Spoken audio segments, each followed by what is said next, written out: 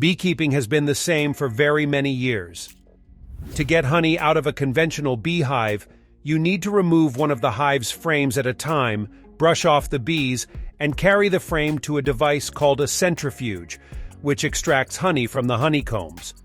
From there, you sieve and filter your honey and put the frame back where you found it. It's a time-consuming process that requires some patience.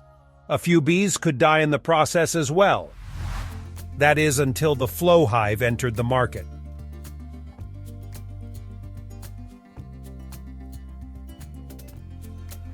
Created in Australia by father-son duo, Stuart and Cedar Anderson, the Flow Hive is an innovative beehive that lets you harvest honey straight from the source without disturbing the bees. The ingenious design of the Flow Hive has certainly made a big impact in the world of beekeeping. So, how does a Flow Hive work? It's actually a simple and effective design.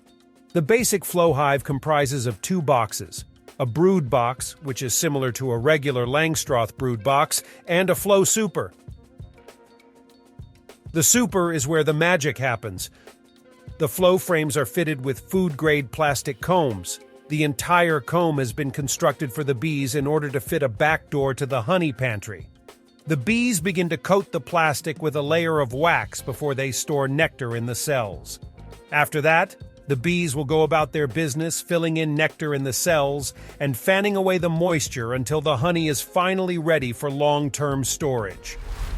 When it is, they cap the cells, just like they would in any other hive. We can check on the capping through the viewing windows of the hive. When the honey is capped, it's ready for harvest. The beekeeper uses a key, a long metallic rod, some tubes, and a storage jar to split the cells without breaking wax caps. This releases the honey, and it flows down to a trough.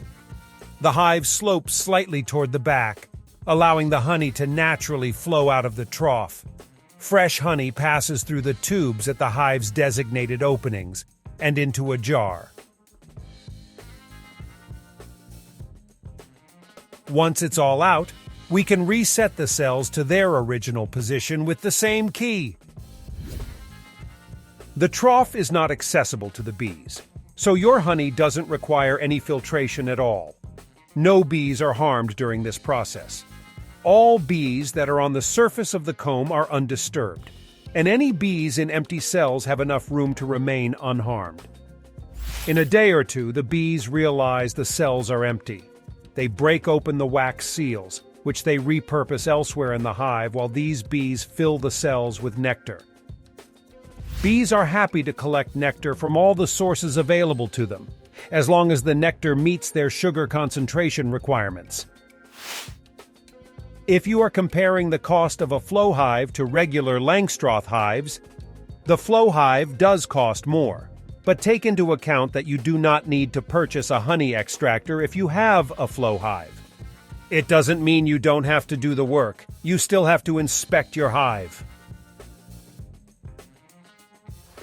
Although the aim of the innovators was to cause as little disruption as possible, their use of artificial materials, particularly plastic, to make up the flow frames is not especially pleasant to the bees. The raging debate that labels this hive as controversial cannot ignore the advantages that the flow offers.